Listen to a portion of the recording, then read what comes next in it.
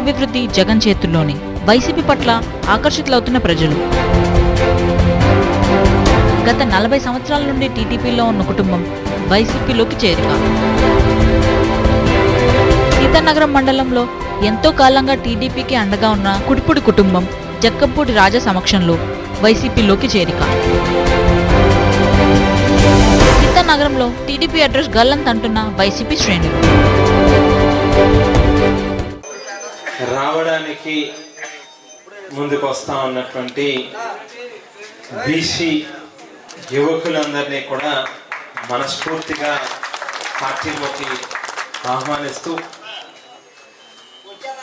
గడిచినటువంటి 4 ఏళ్ల వైఎస్ఆర్ కాంగ్రెస్ పార్టీ పాలనలో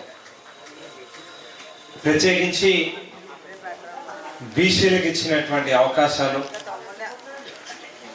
బీసీలకి ఈ ప్రభుత్వం చేస్తా ఉన్నటువంటి మంచి పనులు, సంక్షేమ కార్యక్రమాలు, రాజకీయపరమైనటువంటి అవకాశాలు, ఇవన్నీ కూడా మనం గమనిస్తే గతంలో ఎప్పుడు ఏ ప్రభుత్వంలోని ఏ పాలనలోని ఏ యొక్క నాయకుడి యొక్క నాయకత్వంలోని జరిగినటువంటి మాత్రం కాదు అనేటువంటిది స్పష్టంగా మా అందరికీ కూడా అర్థమవుతుంది.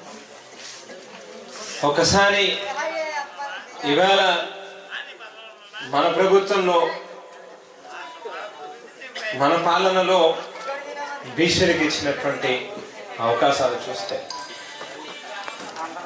రాజ్యసభలో గత ప్రభుత్వాల్లో కానీ గత రాజకీయ పార్టీలు మీ జేబుల్లో ₹1 కూడా ఉండాల్సినటువంటి పని లేదు. ఎవరైతే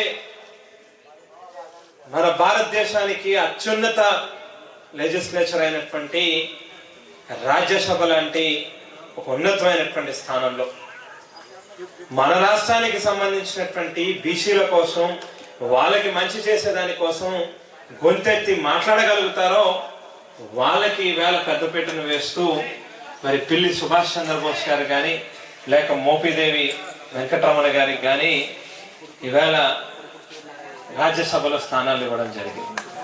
అంతేకాకుండా రాజ్యసభలో అంతేకాకుండా ఆర్ కృష్ణయ్య గారు కావచ్చు, లేకపోతే నెల్లూరు జిల్లా నుంచి మస్తాన్ గారు కావచ్చు, ఇట్లా అనేక మందికి పార్లమెంట్ స్థాయిలోని రాజ్యసభ